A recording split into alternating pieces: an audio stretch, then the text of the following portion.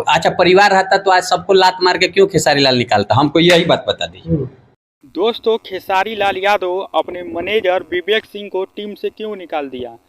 सुनने में आ रहा था कि खेसारी लाल यादव की टीम में पैसों को लेकर घोटाला हुआ है, जिसके वजह से खेसारी लाल यादव अपने मैनेजर विवेक सिंह को टीम से बाहर कर दिया है।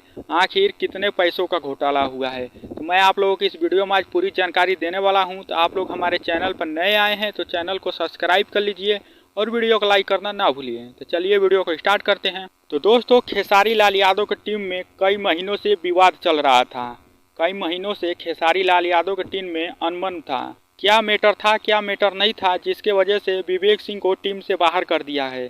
लेकिन सुनने में आ रहा है कि खेसारी लाल यादव की टीम में पैसों को लेकर घोटाला हुआ है, जिसके वजह से विवेक सिंह को टीम से बाहर कर दिया है। तो दोस्तों, आप लोग वीआईबी विजेंदर को तो जानते ही हैं।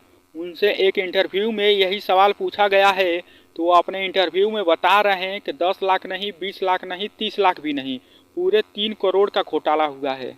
हम उस समय भी बोले थे कि सब चोट्टा है, सब पैसा खैले बड़ा सन 30 लाख के आसपास। तो आज तो पता चलता है कि 3 करोड़ से ज्यादा के घोटाला भइल बा। 3 करोड़ से ज्यादा के हेरा फेरी भइल बा खेसारी लाल के नाम पर।